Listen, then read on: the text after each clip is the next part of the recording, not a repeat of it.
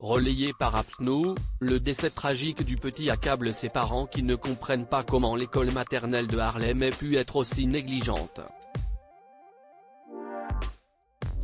L'école n'a pas appelé le service d'urgence. S'adressant à AppsNow, le père du petit garçon, Thomas Silvera, a déclaré que l'école maternelle n'avait pas fourni le protocole approprié, en ajoutant que l'allergie de son fils était quelque chose de simple qui aurait pu être évité. L'école a été d'autant plus négligente lorsqu'au lieu d'appeler le service d'urgence afin de secourir l'enfant, a plutôt prévenu la maman d'Elijah qui l'a emmené à l'hôpital. Le petit a subi un choc anaphylactique suite à son ingestion d'un sandwich au fromage, une allergie qui lui a coûté la vie. Le petit est décédé aux urgences pédiatriques du centre hospitalier de Harlem. Le père d'Elijah estime que les allergies de ce dernier ont été mises de côté. De ce fait, il insiste sur l'importance que doivent accorder les établissements scolaires aux mesures nécessaires pour assurer la sécurité des enfants et prendre conscience de leurs allergies et de leurs problèmes de santé. Il ajoute que sa femme avait fait le nécessaire en tant que parent pour informer l'école des problèmes d'allergie de son enfant, incluant aussi les médicaments et les documents appropriés. Thomas Silvera a déclaré que la mort d'un enfant est la plus dure et que rien ne pouvait le préparer au chagrin qu'il éprouvait suite à la perte de son fils. Le père d'Elijah a décidé de se battre jusqu'au bout.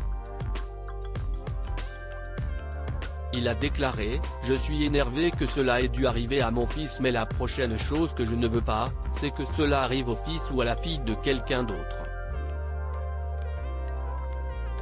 L'école a été fermée afin que l'enquête suive son cours sur le décès du petit Elijah. À la suite de cette tragédie, une page GoFundMe a été créée, pour aider la famille à traverser cette période particulièrement difficile. Qu'est-ce que le choc anaphylactique? Il s'agit d'une réaction allergique grave qui peut engendrer le décès par arrêt respiratoire ou cardiaque de la personne touchée, comme l'explique le Pr Anne-Denis Monneret-Vautrin, allergologue au CHU de Nancy. Ainsi, tous les allergènes sont susceptibles de provoquer un choc anaphylactique, mais ceux les plus connus dans les faits sont les venins d'hyménoptères comme les abeilles, les guêpes, les frelons et les bourdons observés chez l'adulte. On assiste également à une allergie alimentaire, notamment chez l'enfant, qui peut être due aux œufs, au lait de vache et de soja.